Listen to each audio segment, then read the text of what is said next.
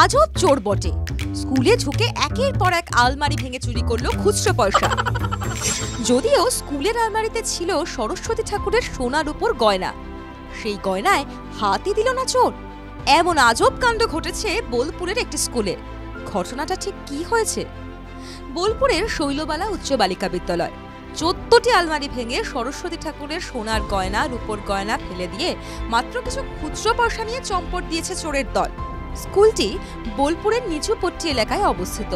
14টি আলমারিতে তছনছের ফলে মাটিতে পড়ে রয়েছে কম্পিউটার, ল্যাপটপ এবং সরস্বতী প্রতিমার অলংকার। শুধু আলমারির মধ্যে থাকা অল্প সামান্য খুচরো পয়সা নিয়ে চম্পট দেয় চোর। সেই টাকা মিলিয়ে 500 থেকে 1000 টাকা হবে। তা দেখেই চক্ষু চড়ক গাছ স্কুল কর্তৃপক্ষের।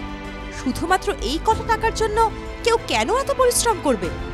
চোর জানলা দিয়ে এলো, 14টি আলমারি ভাঙলো, সোনার গয়না না নিয়ে নিল মাত্র কটা টাকা।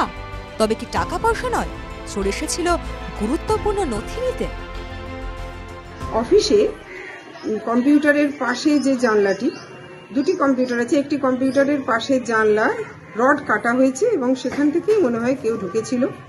সমস্ত আলমারি আমরা এসে দেখি খোলা এবং ভাঙা, চাবিও ভেঙে দেওয়া হয়েছে, খোলা। এই মুহূর্তে আমাদের মা সরস্বতীর কিছু গয়না রাখা ছিল, যেগুলো আমরা দেখলাম এসে মেঝেতে পড়ে আছে।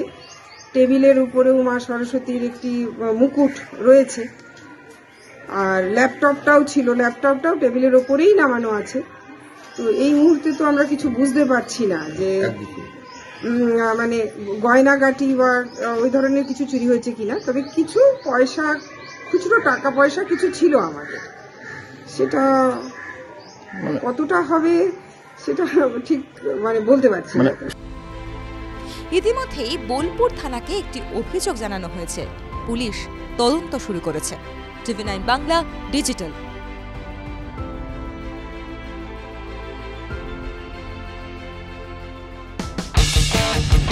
কোনো পুরনো খবর নয়, সকাল থেকেই পুরো দিনের আভাস। লোকাল থেকে গ্লোবাল, ঘটনাস্থল থেকেই রিপোর্টারের মুখে শুনে নিন আসল ঘটনা। দিন শুরু করুন টিভি9 বাংলার সঙ্গে। সকালে প্রথম ব্রেকিং অ্যাট 7, সকাল 7টায়, সকাল 8টায় দেখুন art reporter, art exclusive.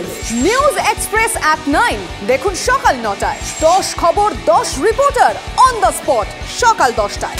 Local to global at 11 দেখুন সকাল 11টায়। দেখুন মর্নিং সুপার প্রাইম টাইম টিভি9 বাংলায়। টিভি9 বাংলা না দেখলেই নয়।